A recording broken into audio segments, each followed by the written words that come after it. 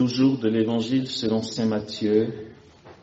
Alors Jésus dit à ses disciples, « Si quelqu'un veut venir à ma suite, qu'il se renie lui-même, qu'il se charge de sa croix et qu'il me suive.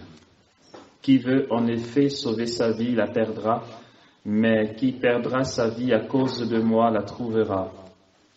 Que servira-t-il donc à l'homme de gagner le monde entier s'il ruine sa propre vie? Ou que pourra donner l'homme en échange de sa propre vie? »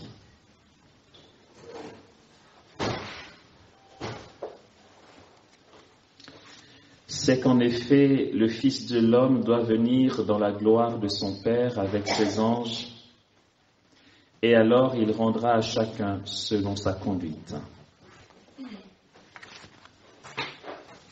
Le Dieu que nous adorons est bon. Dieu est amour. Dieu n'est pas seulement amour. Dieu n'est qu'amour et miséricorde. C'est une chose de dire Solange est gentille. C'est autre chose de dire Solange n'est que gentillesse. Dieu est amour, mais bien plus, Dieu n'est que ça. Il est bon et tout ce qu'il fait est pour notre bien. Sainte Catherine de Sienne dira que tout ce que Dieu fait est ordonné à l'amour, que ce soit dans des actes qui paraissent mauvais, dans des drames, dans des échecs. Tout ce que Dieu fait est ordonné à l'amour. La mission du Christ, l'œuvre de la rédemption, c'est accompli dans un échec apparent, dans un drame. Et l'Église parlera de drame pascal, le drame de Pâques, parce que il ne peut pas y avoir de passage sans ce drame. Pâques n'existe pas sans le drame. Pourquoi nous célébrons la Pâque? La Pâque n'a pas commencé à exister lorsque Jésus a été arrêté et qu'il a été mis à mort et qu'il est ressuscité. La Pâque, ce n'est pas ça d'abord. Cet événement du Christ à la Pâque a donné un sens nouveau à la Pâque. Mais la Pâque existait déjà. Parce que Jésus est monté 3 fois à Jérusalem de tout son ministère qu'il exerçait essentiellement en Galilée. Donc, on va dire, en partant de Nazareth, le mont des Béatitudes et tout ce qu'il y a autour. 3 fois, il est monté à Jérusalem pour la Pâque. Donc, la Pâque existait avant qu'il soit arrêté. Cette Pâque qui est étymologiquement le passage, fait référence à la libération des Juifs qui étaient esclaves en Égypte. C'est lorsque le Seigneur a dit à Moïse, cette nuit, je passerai et je vais vous libérer de l'esclavage, que cet événement a pris la notion de passage, donc de Pâques. On dit c'est la Pâque du Seigneur. Il dit vous mangerez accoudés avec du vin et vous mangerez un agneau immolé, car c'est la Pâque du Seigneur. Autrement dit, c'est le passage du Seigneur. Le Seigneur nous manifeste le point central de notre foi ou de notre liturgie sur la base d'un drame. Et ce drame-là part depuis l'Ancien Testament par Moïse, où il y a une question de mort. Il y a la victoire qui jaillit de la mort. Et cette mort commence à la première Pâque depuis l'Ancien Testament. C'est une ambiance de mort. Et franchement, c'est glauque. On dit, mais pourquoi c'est si glauque, c'est ténébreux, c'est gore? Dieu dit, vous allez prendre un agneau par famille. Vous allez l'immoler. Oui, c'est Dieu qui dit ça. Vous allez faire couler le sang parce que c'est mon passage. il est important de le savoir, c'est que le mode d'action de Dieu, la manière dont Dieu nous rejoint, nous guérit, nous libère, nous rend libres, passe aussi par des événements qui sont dans l'apparence des échecs, des drames, mais ce n'est jamais une fatalité. Puisque Dieu dit à Moïse, l'ange exterminateur va passer et va mettre à mort tous les premiers-nés des Égyptiens. Il y a une ambiance de mort. Et l'ange exterminateur, lorsqu'il va passer, en fait, lui vient pour donner la mort. Pardon, je commence cet après-midi de manière très gore et très glauque. Mais c'est important que nous le sachions. Regardez, jusque même dans l'attitude la plus sûre pour aller au paradis, c'est une question de mort. Là où l'Église peut discerner si une personne morte, même en odeur de sainteté, est au ciel ou pas, on va regarder les événements de sa vie, on va discerner avec son relationnel, qu'est-ce qu'il a pu poser comme acte. Lorsqu'il s'agit d'un martyr, quelqu'un qui est mort pour le nom du Christ, l'Église ne discerne même pas. Il est tout de suite donné en exemple de sainteté et il est canonisé. D'accord ? Il y a la mort qui flirte dans le coin. Et c'est très lié à notre réalité avec Dieu. Et Dieu lui-même, lorsqu'il vient, il meurt. Donc je continue, l'ange exterminateur vient et va mettre à mort tous les premiers-nés des Égyptiens. Dieu dit, lorsqu'il va venir, comment voulez-vous qu'il dissocie qui est égyptien et qui est juif? C'est pourquoi vous allez prendre un agneau par famille que vous allez immoler. Et avec son sang, l'ambiance paraît toujours un peu morbide. Mais c'est bien à savoir. Parce que nous sommes trop nombreux à croire que notre vie est une malédiction ou un drame parce qu'il y a mon cousin qui est décédé. Et puis il y a 2 ans, c'était mon oncle. Et moi-même, au travail, je n'ai pas de promotion. Et on pense que Dieu n'est pas là. Non, il nous faut comprendre que le Seigneur, dans le cours des événements, nous conduit vers une plus grande gloire. Saint Paul dira que les souffrances du temps présent n'ont rien de comparable à la gloire à venir.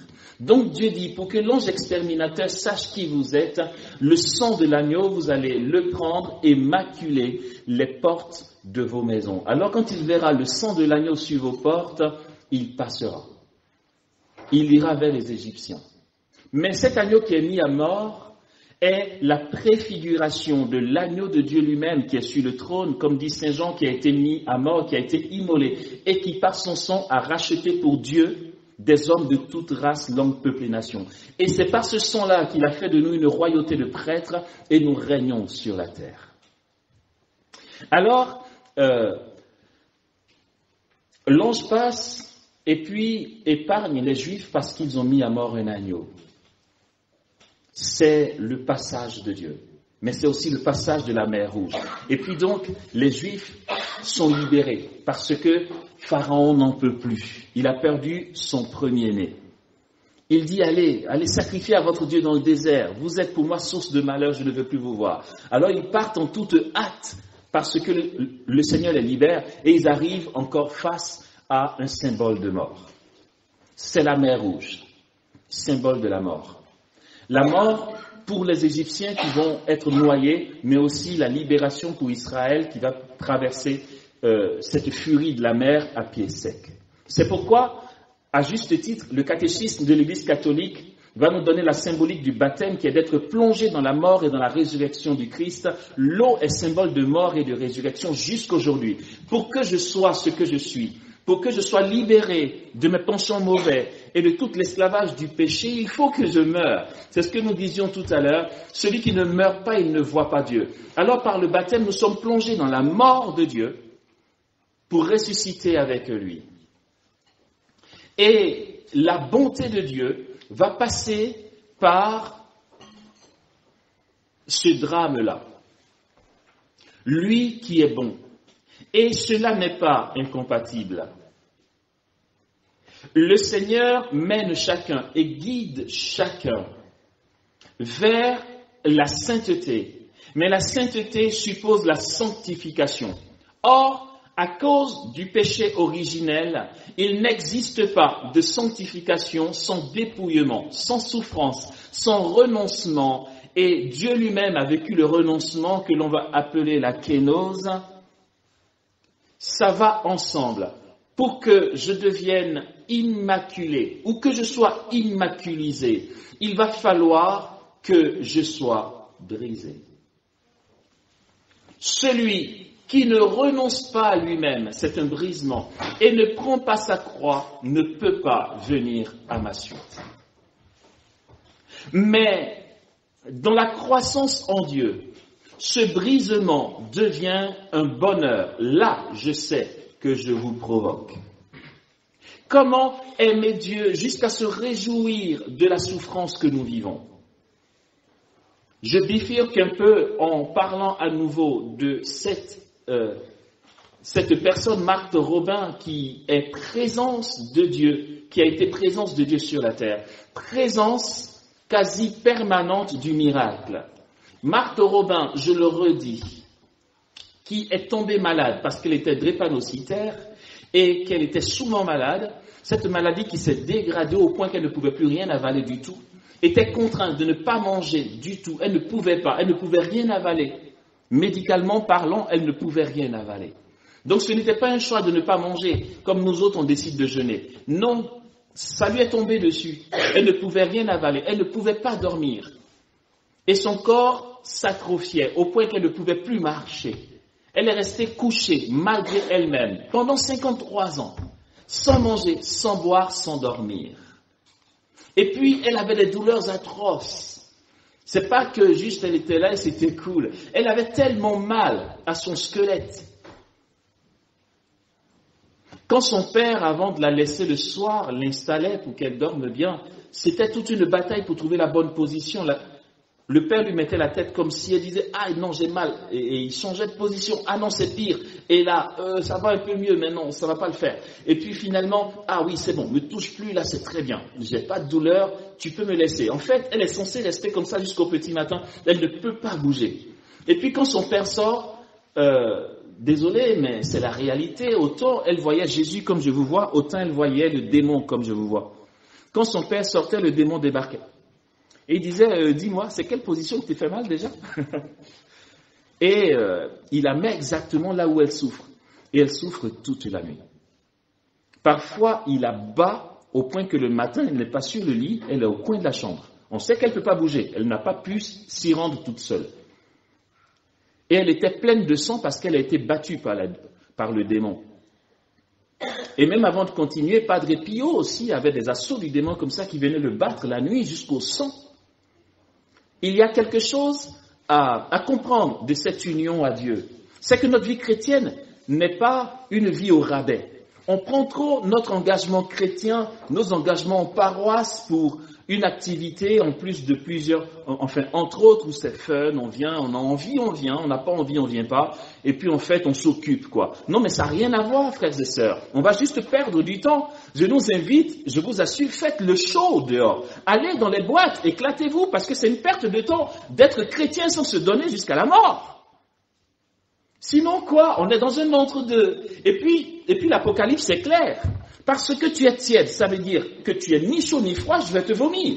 Et la parole de Dieu va jusqu'à dire, comme j'aimerais que tu sois l'un ou l'autre. Mais parce que tu es tiède, c'est-à-dire ni chaud ni froid, je vais te vomir. Je nous le dis, frères et sœurs, fraternellement, ce que je peux nous dire ici, c'est vraiment de tout cœur que je nous le dis, laissons tomber. Franchement, laissons tomber nos engagements chrétiens. Si on ne repart pas à la base, on laisse tomber. Si c'est juste du fun, on laisse tomber. Parce que ce n'est pas ça, s'engager en tant que chrétien. Jésus dit à Sainte Catherine de Sienne, ce n'est pas pour rire que je suis mort sur la croix pour toi. Ce n'est pas un jeu. Et donc, Marthe Robin vivait de telles souffrances et elle se permet, avec de telles souffrances, de dire à Jésus, je ne sais même pas si la joie qu'il y a au paradis dépasse celle que je vis ici. Là, tu as envie de dire, attends, Marthe, tu te fous de nous là ou... Non, mais tu parles de quoi? Regarde un peu ta galère. Humainement parlant, Or, nous ne sommes pas dans la logique humaine, frères et sœurs. Nous avons commencé à le dire ce matin. Dans la logique du royaume, c'est glorieux. Dans la logique humaine, c'est un drame. Combien sommes-nous à nous plaindre tout le temps de ce qui nous arrive, comme si aimer Dieu et être chrétien suppose une tranquillité. Ça, c'est la logique de ce monde, où Satan, le démon, va nous tromper par ses mensonges, en nous disant, tu es chrétien, regarde, tu souffres encore. Mais si tu viens avec moi, je t'assure, je te garantis la prospérité, le matériel, et tu seras tranquille, tu n'auras aucune maladie.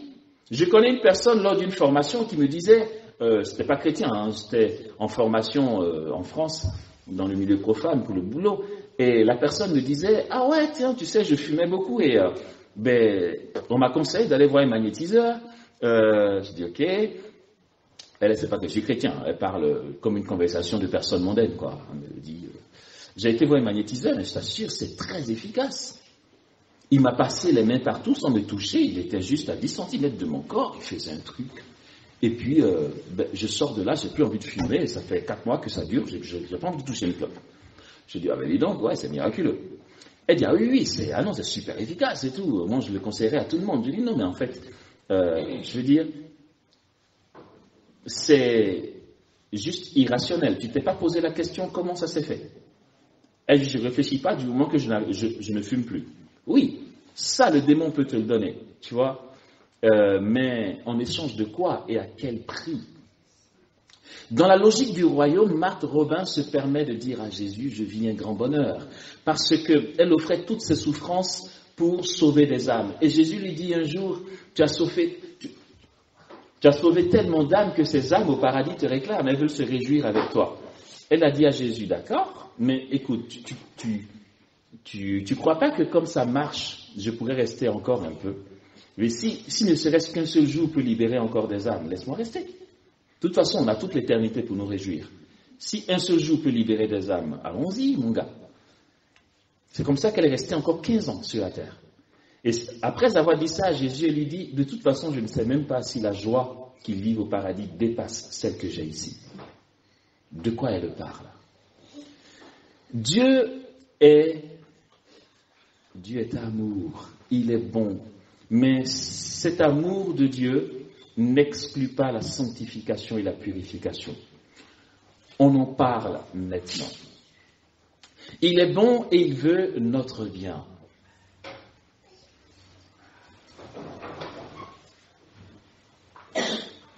Certains pensent que parce que c'est difficile, ils ne sont pas spécialement à leur place.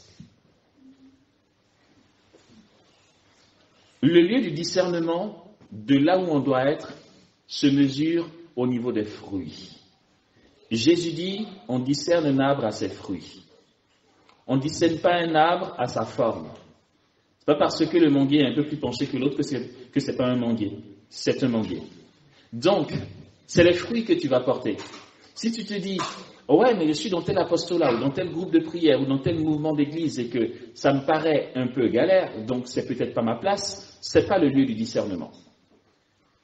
Alors on va dire, mais où est-ce que Dieu m'attend? À quoi il m'appelle? Quelle est ma vocation? Dois-je me marier? Dois-je être consacré?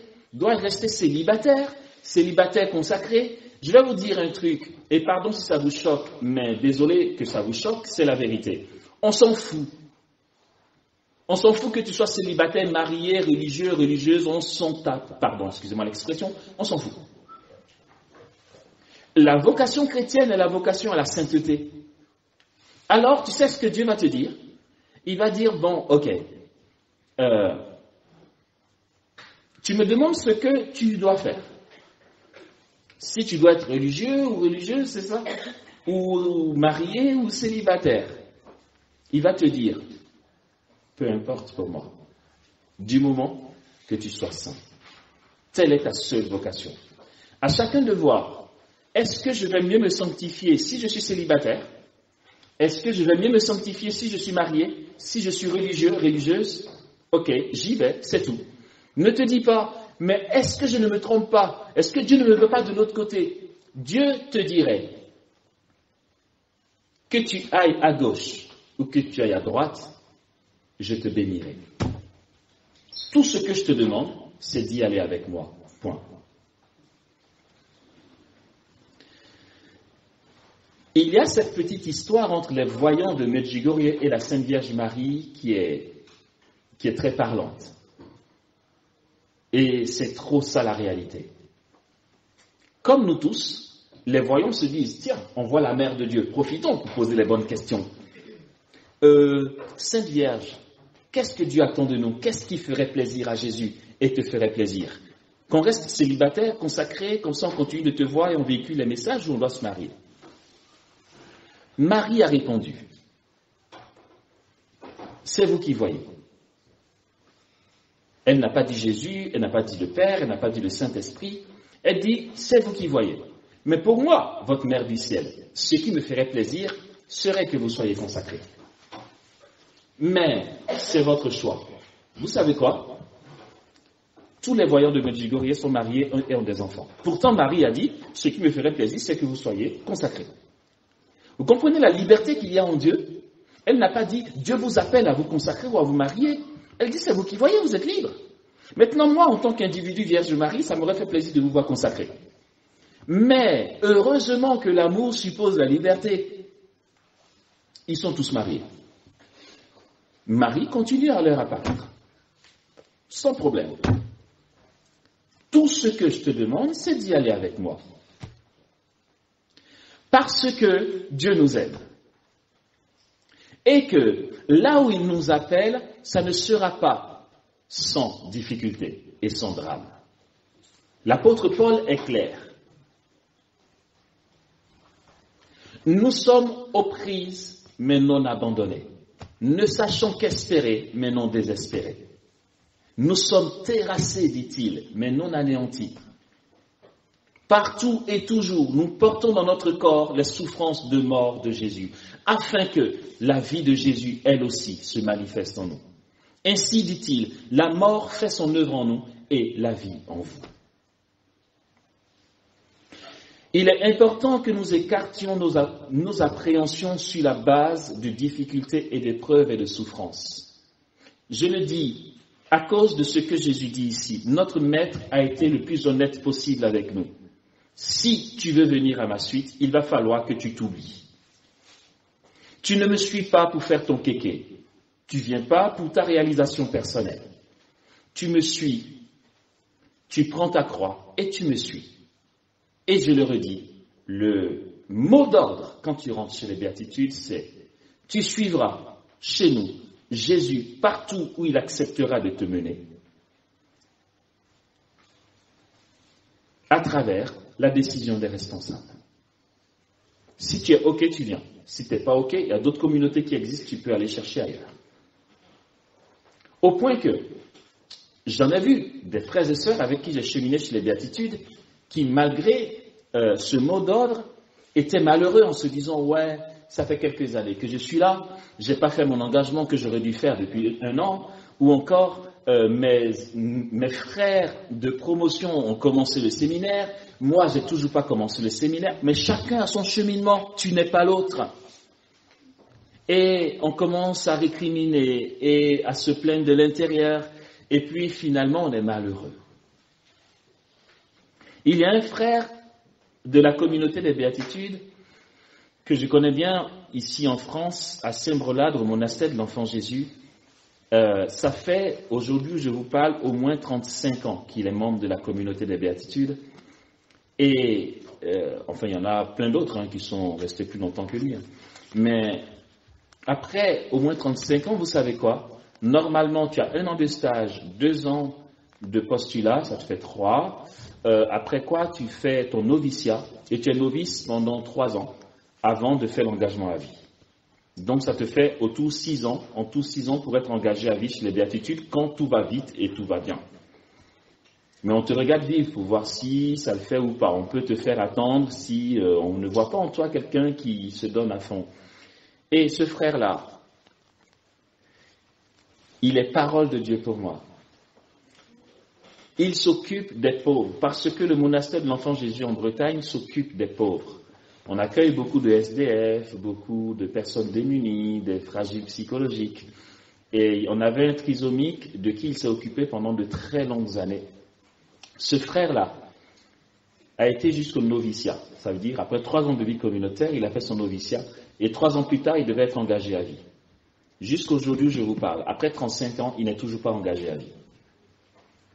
Non pas parce qu'on ne voit pas en lui la grâce communautaire, mais parce que quand on lui propose de s'engager à vie, il dit « peu importe, je m'en fous, ça ne m'intéresse pas plus, je veux trouver Dieu chaque jour ». Alors qu'autour, tout le monde se bat pour faire son engagement en disant « ouais, le moment est venu, je veux m'engager et tout, etc. » Non, lui, il est dans la maison, il vit son temps de cœur à cœur et il trouve Dieu dans le pauvre qu'on lui avait confié. Et toute sa joie est là. Il m'édifie beaucoup et il est tout donné. Il n'a rien à prouver à personne, il ne le fait pas pour qu'on le félicite. Il s'en fout en fait des félicitations ou des honneurs. Il est juste ce qu'il est. Et c'est un élément incontournable de la maison. Mais c'est cet appel-là qui vient de l'intérieur. Jésus dit si quelqu'un veut, l'appel vient de l'intérieur. Ce n'est pas quelqu'un qui va nous l'imposer. Un jour que nous étions au monastère de la Visitation en Seine-et-Marne, j'étais responsable des disciples de l'agneau, on appelle, c'est des jeunes qui venaient vivre avec nous une année et conformaient à la mission d'évangélisation. Le responsable de la maison m'avait demandé de m'occuper d'eux. J'étais son assistant. Donc, j'étais le responsable des disciples de l'agneau et aussi je m'occupais de leur formation. Et un après-midi, alors que je traversais le couloir, je vois un d'entre eux qui est en pleurs, il a l'air très mal en point. Je dis, ok, ça va? Il ne me répond pas. Je dis, qu'est-ce qu'il y a? Il a tellement de mal à parler parce qu'il sanglote que on est resté un petit temps. Je dis, il faut bien que tu me dises ce qui ne va pas. Il me dit, non, mais le problème c'est moi-même. Je dis, d'accord, mais encore. Il faut que j'arrête de discuter les décisions du Seigneur sur ma vie. Ah, d'accord. En fait, tu es malheureux parce que tu discutes les décisions de Dieu sur ta vie. Il me dit, ouais, c'est un peu ça, ouais. Je dis, d'accord. J'ai dit, qu'est-ce que j'aimerais pleurer comme toi? Parce que toi, au moins, tu sais les décisions de Dieu sur ta vie, au point que tu les discutes. Dis-moi comment ça marche. Toi, au moins, Dieu vient te parler. Non, c'est telle personne qui a prophétisé sur ma vie et ça fait la 3e fois qu'elle me dit que Dieu m'appelle à être prêtre. C'est juste que moi, je ne veux pas accepter parce que moi, je veux me marier. J'ai dit, ah d'accord, je comprends. J'ai dit, tu sais quoi, tu peux essuyer tes larmes. Parce que je puis te dire aujourd'hui, c'est même pas une prophétie, mon gars, je te le dis. Et plus sûr que celui qui a prophétisé sur ta vie, tu sais quoi, Dieu t'appelle pas à être prêtre. Ah bon? J'ai dit, J'ai dit, c'est pas une concurrence de prophétie, hein, je suis pas en train de prophétiser. Je suis juste en train de discerner ton appel. Tu sais quoi? Dieu t'appelle pas à être prêtre. Vous allez me dire, mais Amos, comment tu peux dire ça? Comment tu sais? Oui, je le sais. Et c'est de ça qu'on parle là. Je le sais très bien. Il me dit, ah bon, mais pourquoi tu dis ça? Je dis, mais parce que toi, tu veux quoi? Il dit, non, il ne s'agit pas de ce que moi je veux. Il s'agit de ce que Dieu veut. D'accord, j'ai compris. Ok, mets ça de côté. Toi, tu veux quoi? Là, ton cœur veut faire quoi? Non, mais c'est ce que je t'explique, Amos. Moi, je veux me marier, mais Dieu m'appelle à être prêtre. Je dis, là, tu as tout faux. De bout en bout, tu as tout faux. Et celui qui a prophétisé sur ta vie, il a tout faux. Parce que Dieu t'appelle de l'intérieur de toi. Si tu veux te marier, alors marie-toi. Dans l'état actuel des choses, je puis te dire que Dieu, aujourd'hui en tout cas, ne te demande pas d'être prêtre. Il me dit, ah bon? Je dis, ouais. J'ai foncé voir le prophète en question pour lui dire, s'il te plaît, tu vas arrêter cette catastrophe. Il me dit quoi? J'ai dit, mais comment tu peux dire à un tel que Dieu l'appelle à être prêtre? Non, mais je l'ai fait parce qu'il est trop têtu, il y a un appel qui repose sur sa vie, il ne veut pas y entrer. Je dis, non, mais tu sais très bien que là, tu es dans l'erreur. Là, tu vois, tu fais ton manipulateur à fond. Tu n'as pas le droit de faire ça, et tu le sais très bien. J'ai rien à t'apprendre. Donc, je lui ai demandé d'arrêter de faire ça, c'est n'importe quoi. Si vous entendez qu'un jour, un certain Amos Stéphane Dibi vous dit « Oh, j'ai fait un songe, Dieu te demande d'être carmélite », vous avez le droit de lui dire « Va te faire voir, mon gars, par le bon Dieu », pour ne pas sortir de gros mots. Alors, ça ne marche pas comme ça. L'appel vient de l'intérieur.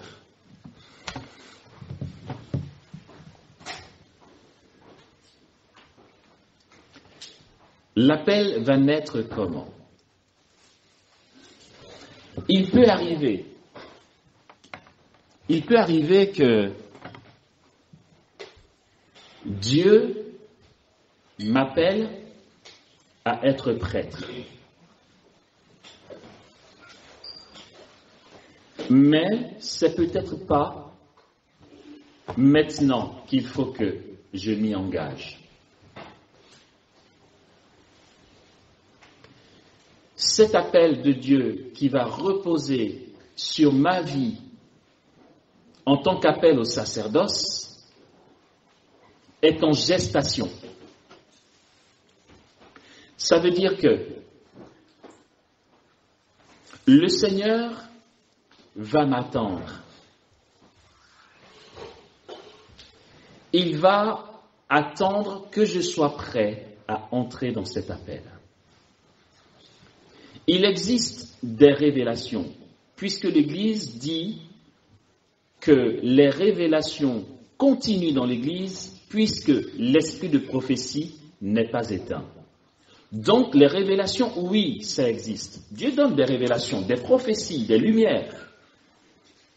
Mais si je reçois que le bout de chou qui est en face de moi ici, Dieu l'appelle à être carmélite, ce serait une immaturité de ma part que d'aller lui dire « Dieu t'appelle à être carmélite ». Non, ça ne fonctionne pas comme ça. Dieu ne me révèle pas qu'elle est appelée à être carmélite pour que j'aille le lui dire. Je vais la porter en prière. Parce que dès que tu dis à quelqu'un « Dieu dit que », tu viens restreindre sa liberté de choix. Tu as envie de dire, mais je suis libre de me marier, mais comme Amos ne m'a pas donné un avis personnel, mais qu'il me dit qu'il vient de la part de Dieu, il y a comme une présence lourde qui me pèse dessus et je ne suis pas libre de choisir. En sachant bien que dans le plan de Dieu sur cette vie, il peut arriver qu'il permette qu'elle ait un chemin qui apparemment n'a rien à voir avec la vie religieuse. Elle va rencontrer quelqu'un, elle va tomber amoureuse, elle va commencer un cheminement, même si j'ai reçu de manière authentique, s'il vous plaît, qu'elle est appelée à être religieuse, il ne faut pas que je stresse, je n'ai pas à donner un coup de main au bon Dieu. Le Seigneur ne me révèle pas pour me dire, écoute, je ne sais pas comment m'y prendre, je t'en prie, aide-moi à la convaincre. Pourquoi je vais entrer dans un stress à la place du bon Dieu ou pour elle? Je n'ai pas à me dire, aïe, aïe, aïe, aïe, aïe, elle est tombée amoureuse. Non, vous savez d'où vient ce stress-là? Ce stress-là vient de mon orgueil. Si elle ne devient pas carmélite, j'aurai confirmation que je suis un faux prophète depuis toujours. Parce que ce que j'ai prophétisé ne s'est pas réalisé. Alors, pour me convaincre que c'est vraiment Dieu qui m'a parlé, je vais aller annoncer, non, ne te fiance pas, je t'en prie, Dieu t'appelle à être carmélite, c'est pas la peine. Mais la pauvre, elle sera malheureuse. Même si c'est vrai qu'elle va finir carmélite, avant qu'elle y soit, elle va regretter toute sa vie de religieuse de ne s'être pas fiancée avec son amoureux. Et puis, chaque fois qu'il y aura une épreuve, elle sera malheureuse en tant que religieuse carmélite parce qu'elle va se dire, non mais Dieu ne m'aime pas parce qu'il n'a pas voulu mon épanouissement. J'aurais été heureuse avec lui. Maintenant, je suis carmélite enfermée dans un coin à prier tout le temps et mon cœur n'y est pas. Mais regarde-la tranquille. Regarde-la s'engager dans un cheminement. Et puis, n'angoisse pas à la place du bon Dieu. Elle va aller jusqu'à se fiancer. On va dire, ouais, il y a Céline qui se fiance et tout. Elle va inviter ses amis, méga fête. Toi, tu es au cœur de la fête et Dieu t'a dit qu'elle appelait être carmélite. Et là, tu as le suspense de tous les prophètes. Tu es là, oh là là, c'est vraiment Dieu qui m'a parlé ou pas? Il faut qu'elle passe par là. Et qu'elle ait peut-être une expérience douloureuse avec son fiancé. Ou pas spécialement douloureuse, mais une expérience où elle va se dire, je ne sais pas pourquoi je ne suis pas épanouie. Et puis finalement, elle va lui dire, et si on faisait un break? Et dans ce break, elle va rencontrer quelqu'un de l'île qui va lui parler peut-être de l'adoration ou de la vie d'oraison. Elle va s'essayer à ça et son cœur va s'enflammer d'amour pour Jésus. Elle va essayer de vivre sa vie pour Jésus et puis elle va se casser la figure parce qu'elle est trop pauvre dans son péché. Et puis finalement, elle sera larguée. Et je prends un exemple entre autres. Et puis finalement, elle a le moral à plat, elle va faire une dépression, elle va aller en HP. Le prophète de loin va regarder pour dire, est-ce que je ne me suis pas trompé sur cette vie? Mais le Seigneur est en train de la préparer à devenir carmélite. À travers tout ça, oui. Jusqu'à ce que, un jour, au milieu de toutes ces épreuves et de tous ces échecs apparents, elles se disent, non mais finalement la vie ne me dit rien, la société ne me donne pas grand-chose, je veux juste me mettre à l'écart pour le bon Dieu. Je veux vivre que de lui parce qu'il n'y a que lui qui peut me consoler. Là, son cœur choisit. À la suite d'expériences, de liberté dans sa vie, elle fait le choix. Et puis elle va aller être aspirante chez les carmélites jusqu'à y entrer. Et puis le jour où elle va faire profession à vie, tu pourras lui dire, Céline, tu es vraiment à ta place. Parce que ça fait 25 ans que Dieu me l'a dit. Voici comment naît un vrai appel. Ça va passer par un tel chemin. Mais aussi par la soif dont j'ai commencé à parler avant le repas. Dans ma vie de prière, le Seigneur fera naître une faim ou une soif de le servir dans tel et tel domaine. C'est tout un parcours. Il ne faut pas se mêler de créer. Il faut être libre d'une prophétie. En l'an 2000, nous sommes en 2019. En l'an 2000, j'étais dans le sud-ouest de la France, dans un bled qu'on appelle Moustay. À Moustay, lors d'une retraite à laquelle j'ai participé, le fondateur de la communauté des béatitudes, Ephraïm Croissant. En 2000, j'étais en France depuis 1 an. Donc je débarquais en France. J'étais membre de la communauté des béatitudes. Et vu que j'y suis entré en Côte d'Ivoire, dans la formation, on nous parle des origines de la communauté des béatitudes. Et puis forcément, on parle du fondateur et de comment il était protestant, comment il est passé au catholicisme. Et Ephraïm a beaucoup écrit, il a beaucoup enseigné. Et donc, du fin fond de ma Côte d'Ivoire, on nous formait là-dessus. Et bien sûr, on voit le fondateur comme...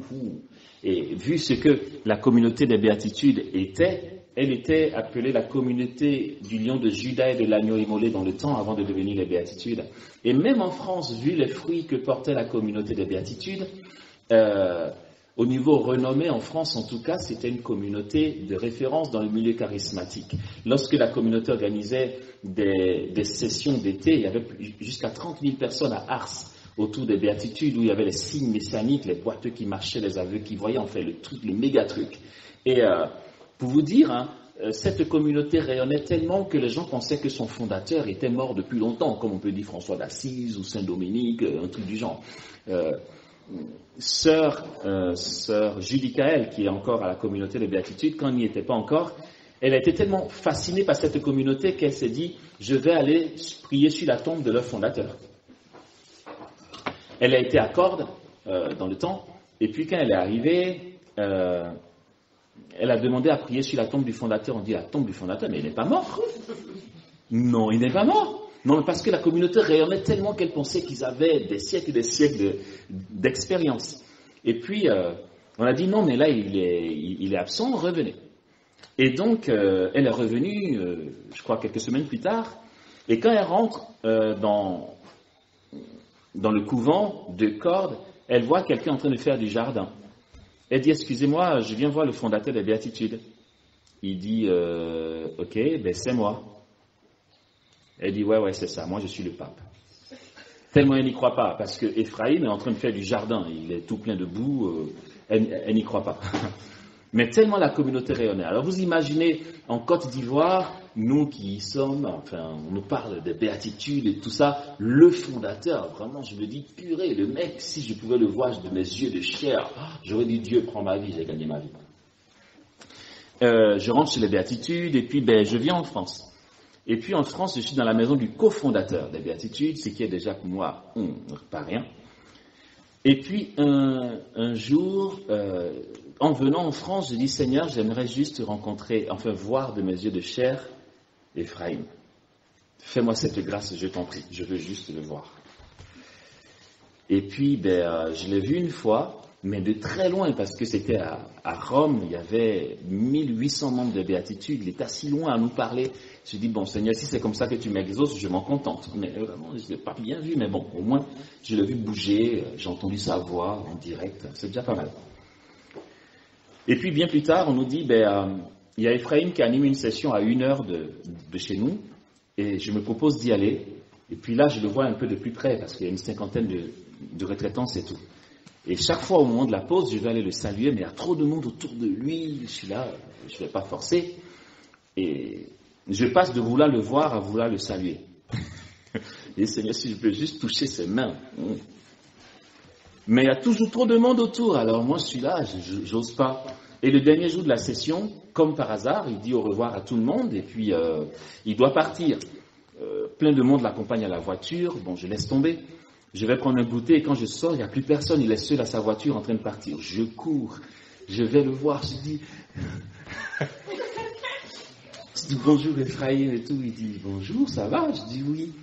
Il dit tu es de la communauté? Je dis oui. Il me dit, tu t'appelles comment? Je dis, je m'appelle Stéphane. Il dit, bonjour Stéphane. Moi, je veux le toucher, je tends la main. Et il me salue. Et puis là, je vais exagérer, vous voyez. Je dis, est-ce que tu peux prier un peu pour moi? Et il me dit non. Ok. Prends-toi ça, mon gars. Il me dit, non, c'est pas que je veux pas, c'est que je suis très pressé, je peux prier pour toi, mais je vais bâcler. Mais je prie pour toi dans la voiture. J'ai dit, d'accord, je me suis dit, ok, le mec, il veut se débarrasser de moi. Mais c'est pas grave, c'est trop bien, je l'ai salué et tout. Alors j'appelle mes frères de communauté en Côte d'Ivoire, je dis, j'ai mis Ephraïm, je l'ai salué et tout. Bref. 1 mois plus tard, mon responsable, le cofondateur, m'appelle dans son bureau. Il me dit, Ephraïm veut te voir. Je dis, ouais, c'est ça. Ephraïm veut me voir. Ben oui, je dis, il ne me connaît pas. Il dit, ah bon, il ne te connaît pas? Je dis, ben non, d'où il me connaît? D'où il me connaîtrait? Je dis, attends, tu me fais une blague? Il me dit, je t'ai déjà fait des blagues. Je dis, ben non, mais justement, tu commences. Pourquoi Ephraim voudrait me voir? Il dit, ben, vous vous êtes vus il y a 1 mois à Mortain. Je dis, enfin, oui, j'ai été le saluer. Il dit, ben voilà, c'est ce que je dis, vous vous êtes vus. Je dis, moi, j'appelle pas ça le voir, en fait, j'ai couru. Il dit, ben écoute, il veut te voir. Je dis, ben, c'est pas possible, attends, tu me fais rêver ou quoi, là, Ephraim veut me voir. Il dit, oui, il m'a appelé, il m'a dit, chez toi, il y a un frère qui s'appelle Stéphane. Je dis, oui, il dit, je veux le voir. Je dis, attends, arrête. Quoi? Oh mon Dieu. On était mardi. Il me dit, il prêche une session à Moustay le week-end, qui commence le week-end. Tu peux y aller, si tu veux. Je dis, mais tu m'étonnes que je veux. J'y vais. Et j'arrive, enfin voilà, je suis tout intimidé. Et là, je rencontre Ephraim. Je vous passe les détails, mais c'était au-delà de mon entendement. Ephraim, au moment du repas, on voit quelqu'un me chercher. Il me dit, c'est toi Stéphane? Je dis, oui. J'étais avec les autres retraitants. Tu n'es pas venu avec nous? J'ai vu, vous qui? Ben, l'équipe d'Ephraim, on est dans la pièce à côté. Je dis, ah non, moi je reste ici, je préfère. Il dit, non, c'est lui qui t'appelle, allez, viens. D'accord. J'y vais, je mange à la même table qu'Ephraim. Je me sens plus.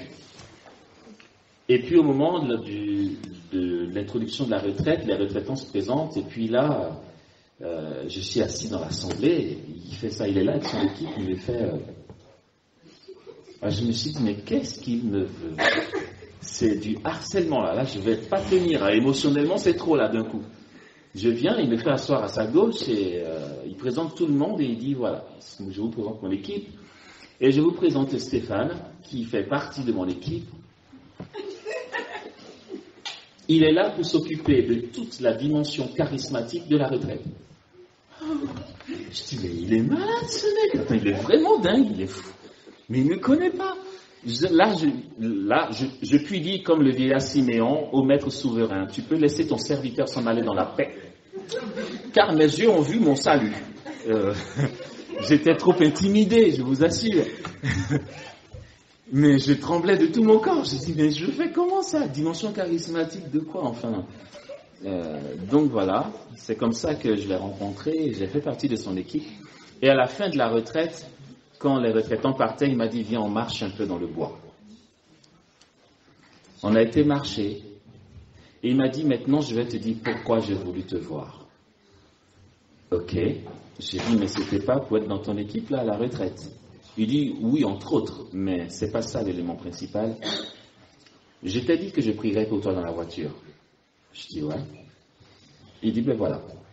Durant tout mon trajet, j'ai prié pour toi. Wow. Il dit, oui, je t'ai dit que je le ferais, je l'ai fait. D'accord. Et Dieu m'a parlé. D'accord. Tu vois, je t'ai mis responsable de la dimension charismatique de la retraite et je ne me suis pas trompé. Parce que ça s'est très bien passé. C'était au-delà de mon entendement. Ok. Il dit ceci. C'était l'an 2000. Le Seigneur veut te confier un ministère de prédication dans la puissance du Saint-Esprit. J'étais tout jeune, je tenais plus sur mes pieds, je vous assure. Dans la puissance du Saint-Esprit, tu vas beaucoup voyager.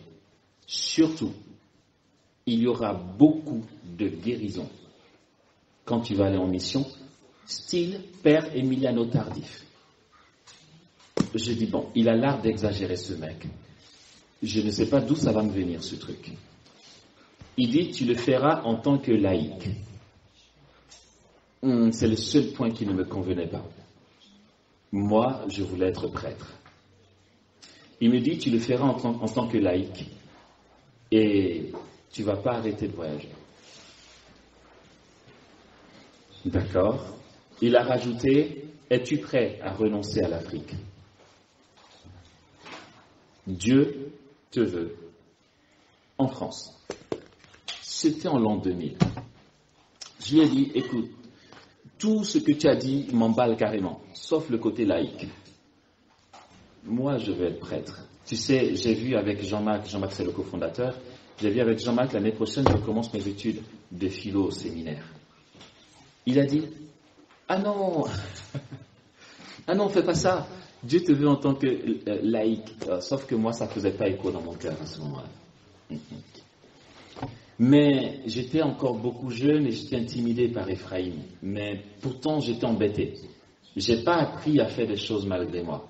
Même si c'est Ephraïm, je savais pas, j'ai pas osé comme ça de front lui dire, je fais pas. J'étais très embêté. J'ai attendu de rentrer en communauté pour dire à mon accompagnateur spirituel, voici ce qui s'est passé.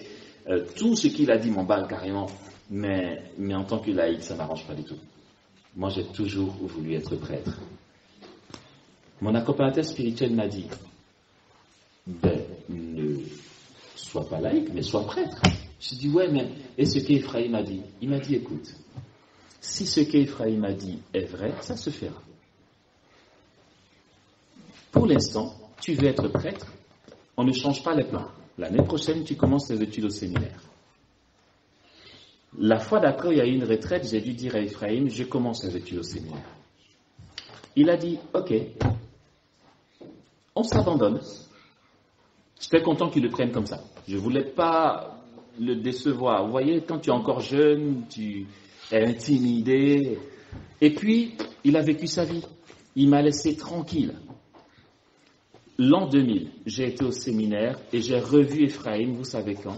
J'ai revu Ephraïm en 2011, novembre 2011, 11 ans plus tard. On n'a même pas correspondu par mail, tout ça. J'avais son mail, hein. Non, il vivait sa vie, je vivais la mienne. J'ai été au séminaire, j'ai pris l'habit monastique, j'ai été moine, j'ai été ce qu'a fait profession religieuse à vie. Là, ce jour-là, je me suis dit, Ephraïm, ta prophétie, poète, tu vois. Bon, bref, c'est vrai, mais j'avais oublié, le temps était tellement passé. J'ai fait 2 ans de philo au séminaire de Rennes. Ensuite, j'ai été en année d'insertion pastorale au Congo, où j'ai fait 1 an. Ensuite, j'ai été au Gabon, j'ai fait 1 an. Je suis venu en Seine-et-Marne, j'ai fait 2 ans. J'ai été comme responsable de la communauté à Abidjan pendant 2 ans. Enfin, j'ai vécu ma vie, quoi. Après quoi, je devais reprendre les études au séminaire. Et puis, pour des raisons personnelles, mais bien béton, je ne sais pas fantaisiste, j'ai dû quitter la communauté. Sans histoire, hein, je vais dire, je suis en de très bons termes avec eux. Pour la 15 août, je vous ai dit, j'étais au sanctuaire Notre-Dame de la Délivrance, tenu par les Béatitudes pour animer le pèlerinage. Donc, on est en de très bons termes, ce n'est pas le problème. Mais en décembre 2009, je sors de la communauté des Béatitudes, j'oublie cette histoire d'Ephraïm, ça fait longtemps, on a grandi, on a étudié, allez, on avance. Et quand je sors de la communauté, c'est pour rentrer en France, m'occuper de ma peinture, je suis artiste peintre de formation, et puis vivre à fond ma vie de prière. Toute mon ambition en Dieu, c'était ça en sortant des béatitudes. École de prière, évangélisation, j'y pensais même pas. Donc quand je suis sorti, je suis rentré en France et j'étais à mon appartement, j'avais mes temps d'oraison et ma peinture. Et puis, première invitation. Je suis resté 9 mois sans faire de prédication pour que les gens oublient Amos des Béatitudes et maintenant le laïc. C'est Clément Akobé, fondateur de la communauté mère du Divin Amour, qui me contacte, qui me dit je voulais te compter parmi les leaders du forum des leaders. C'était ma première mission après ma sortie de communauté. Comme c'est un leader international, j'y vais, j'interviens, il y a des gens de d'autres pays, il y a des Sénégalais qui me voient, et tout de suite ils prennent mon numéro et veulent m'inviter. Ils m'invitent au Sénégal, j'y vais. Et puis, après, un autre groupe m'invite. Entre-temps, en Côte d'Ivoire, on m'invite. Mais je veux dire, j'ai rien forcé. C'est parti tout seul. Depuis ce moment-là, jusqu'aujourd'hui où je vous parle, voici Viviane derrière. On se bat toujours pour faire un agenda. C'est que je suis fouillis, c'est vrai. Je suis très fouillis et pas bien organisé du tout. Heureusement que mes sœurs sont là, mes frères et sœurs sont là. Mais l'année devient un mois pour moi. Une année se termine, c'est pas pour dire on s'en fout, Dieu fait ce qu'il veut, comme il veut, on revendique rien. Mais depuis ma sortie de communauté en 2010 jusqu'aujourd'hui, waouh, il y a des voyages que je ne prends pas. je ne vais pas citer les pays, ça va faire trop kéké, mais il y a quelques 4-5 pays qui attendent depuis certains 1 an, certains 1 an et demi, certains 2 ans, je ne sais pas où caser le voyage, parce que c'est vrai, j'y arrive pas. J'aimerais y aller, je veux découvrir le pays, mais je ne peux pas. Et du témoignage que je vous ai donné ce matin, le nombre, c'est objectif, c'est pas pour raconter, c'est objectif, le nombre de guérisons qu'il y a, c'est hallucinant, j'aurais jamais pu y croire. Et puis c'est seulement en 2011 que j'ai dit purée. Mais en fait, tout ce qu'Ephraïm a dit en 2000 est en train de se faire. Les voyages n'arrêtent pas. Je suis laïque et il y a des guérisons. Mais vraiment, comme il a dit. Mais vous voyez, en fait, si en l'an 2000, je m'étais dit, il a dit ça, il faut que je fasse, j'aurais été malheureux. J'ai vécu ma vie, j'ai eu mon parcours, j'ai été au séminaire, j'ai pris l'habit, j'ai même fait profession à vie. Qui eût cru que j'aurais été laïque aujourd'hui? Ce que j'ai trouvé admirable chez lui, c'est qu'il ne s'est pas pointé dans un stress à dire « mais ce que je t'ai dit, pourquoi tu ne fais pas ?» Non, il a vécu sa vie, lui il a parlé, il est passé. Et du coup, j'ai vécu tout ce que j'avais à vivre, mais ce qui se passe aujourd'hui se passerait en l'an 2000, j'aurais pas eu un minimum de maturité pour le supporter, pour le vivre avec dans un souci de pauvreté, parce que j'étais encore très jeune. Vous savez, ce que Dieu veut faire avec nous, ce que Dieu fait avec nous, est tellement beau et tellement merveilleux que s'il ne nous prépare pas un minimum avant d'y arriver, ça nous monte à la tête. Or, comment se fait-il que il y ait, par exemple, autant de guérisons, mais que je n'ai pas l'impression que c'est moi? C'est que le Seigneur nous dépouille. Je dis ça, on fait la pause et je développe ce côté-là. Le Seigneur nous dépouille pour nous préparer. Tu donnes le micro à un néophyte, donc un nouveau converti, qui n'a pas pris le temps d'avoir des expériences humaines,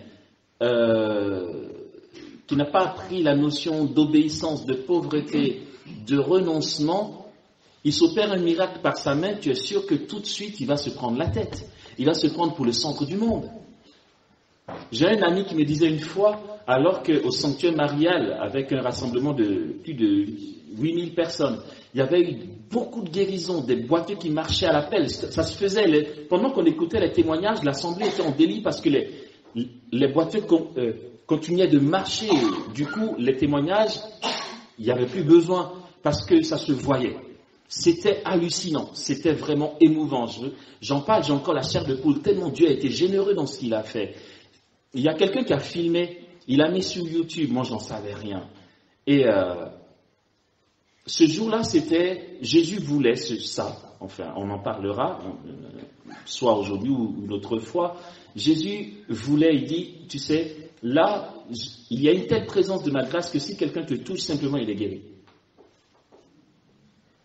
Il y avait eu tellement de guérisons que le gars, il a filmé ça, il a mis sur YouTube. Je ne savais pas, c'est des amis en France qui ont dit, ah tiens, il y a une vidéo sur YouTube qui te montre, les gens viennent te toucher.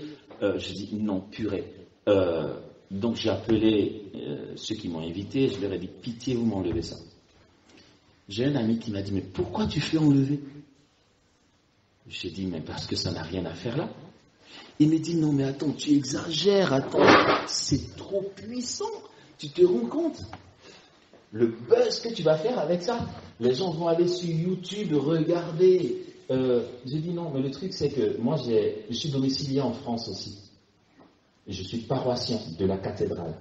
L'évêque me connaît, mon curé me connaît, c'est un autre contexte pastoral. J'ai pas envie, Internet ça dépasse les frontières. Je veux pas qu'on me traîne pour un genre de gourou bizarre qui a, surtout que je suis africain, un sorcier bizarre, on le touche, on guérit. C'est quoi ce truc? Non, mais voilà, j'ai fait enlever. Et lui, tout de suite, a rebondi en disant, mais tu sais quoi, avec un truc comme ça, ce que tout le monde a vu là, tu peux avoir un ministère puissant, je t'assure, tu peux faire un ministère puissant. Et j'ai juste répondu, pardon, mais non, ça ne fait pas écho en moi. Il ne me comprend pas. Je dis non, mais c'est du gâchis. Mais c'est vrai qu'on aimerait tout de suite te mettre en avant comme si on avait un pouvoir. C'est pas un pouvoir. Il y a une parole de Marie Medjugorje qui m'habite jusqu'aujourd'hui. Même quand je suis tenté que les choses me prennent la tête et que je ne sais plus discerner, je reviens à cette parole et ça me donne de savoir comment me comporter. Marie dit dans un de ses messages à Medjugorje, chers enfants, faites les choses comme si vous ne les faisiez pas. Ça me conduit. Va pas dire, ouais, il s'est passé truc, donc je suis important truc. Passe ton chemin. Et ça, c'est possible comment? Frères et sœurs, et je sais que c'est provoquant de raconter ce que je provoque là. Mais mon but, c'est vraiment, oui, de provoquer. Parce que quand on ne sait pas que Jésus est prêt à aller loin avec nous, on n'a pas d'audace. On n'ose pas se livrer. On pense que la vie chrétienne, c'est « Ah tiens, j'ai demandé à Dieu de manger un kebab dimanche à 18h, je vais manger mon kebab. Ah, Dieu est bon avec moi, tout va bien. » Oui, il est bon avec toi, tout va bien dans l'apparence, mais tu peux vivre mieux encore. On peut aller beaucoup plus loin encore. Et donc, frères et sœurs, ce que les gens vont dire sur nos vies, ce que les gens vont prophétiser sur nos vies, c'est sympa. Franchement, ne va pas dire à quelqu'un tu me saoules de parler sur ma vie. Non, c'est sympa. Prends, mets au chaud, mais surtout, trouve Dieu. Trouve Dieu en le prenant à bras le corps. Je le redis et on fait la pause de 5 minutes. Frères et sœurs, l'engagement chrétien, c'est pour jusqu'à la mort. Et c'est une belle aventure. Cette mort-là, nous allons voir dans des structures précises comment ça se passe. Il y a des épreuves, des nuits que Dieu permet, mais ça nous vient de grâce infuse. Pourtant, le Seigneur dispose les choses dans l'Église qui sont toutes simples pour nous purifier. L'Église. Point. La notion de hiérarchie, la notion d'autorité, la notion d'obéissance. L'Église est sanctificatrice. Heureusement qu'elle est là. Sinon, nos envols mystiques allaient nous conduire beaucoup trop loin. L'Église est là pour discerner. Et notre appel, je m'arrête vraiment dessus, ce que nous recevons prophétiquement, intuitivement, ce que nous avons cru recevoir de Dieu par motion intérieure, n'est encore rien. On ne peut pas prendre des orientations de sa vie sur la base que Dieu nous a parlé. On a des panneaux indicateurs pour nous lancer dans l'aventure. Et notre motion intérieure reçue de Dieu va s'incarner par les événements. Pardon, j'ai pris le temps de raconter ce qui m'est arrivé là. Par rapport à une prophétie liée à ma vie, c'est ce que j'ai vécu, que j'ai dit, j'ai préféré dire ça comme ça plutôt que de dire que j'ai entendu quelqu'un dire, personnellement. Et le jour où j'ai dit à Ephraïm, tu te rappelles, en 2000, tu m'as dit ça. Il m'a dit, ah bon? J'ai dit oui. J'ai dit, tout ce que tu as dit, aujourd'hui, je le constate, et je lui ai donné quelques témoignages. Il pleurait d'émotion.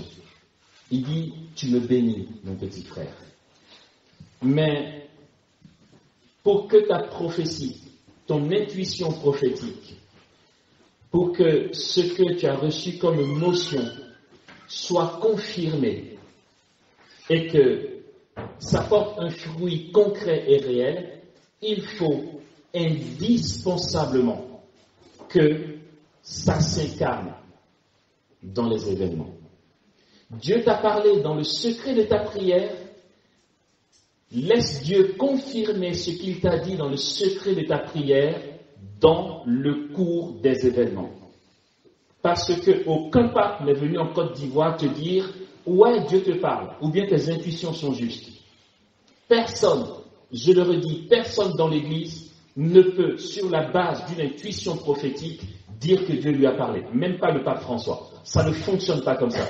Alors désormais, je veux dire, nous saurons que dans nos assemblées charismatiques, nous pouvons prophétiser. Heureusement que nous sommes appelés à être libres de prophétiser. Mais face à cette prophétie, nous avons une attitude de pauvreté, d'humilité à avoir. Parce que personne ne maîtrise la manière dont Dieu lui parle. C'est tellement subtil, c'est tellement complexe, ce monde-là. Mes envies peuvent prendre la forme de Dieu m'a parlé. Mes convoitises peuvent prendre la forme de Dieu m'a parlé. Mais, enfin, ça peut venir de partout, ça peut être ma tête, ça peut être mon cœur, ça peut être vraiment Dieu qui m'a parlé. Mais le seul moyen de savoir que c'est vraiment Dieu qui a parlé, c'est de laisser, de lâcher prise et de laisser ce que Dieu a dit descendre dans le concret. Si tu as cru comprendre que Dieu a dit, il va te donner une Ferrari rouge, laisse tomber.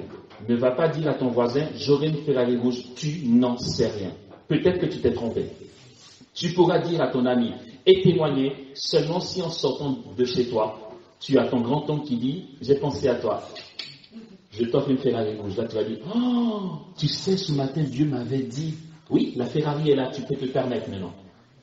Mais pas avant. Amen, hein? Bon, la Ferrari, je ne sais même pas si moi je serais content d'avoir une Ferrari. Je l'ai dit avec tout est limité à 80. Je me fais quoi avec une Ferrari?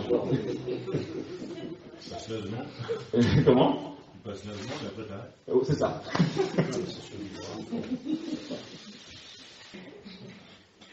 Et donc c'est important que nous sachions ça. Comment naît en nous un appel et comment discerner cet appel, comment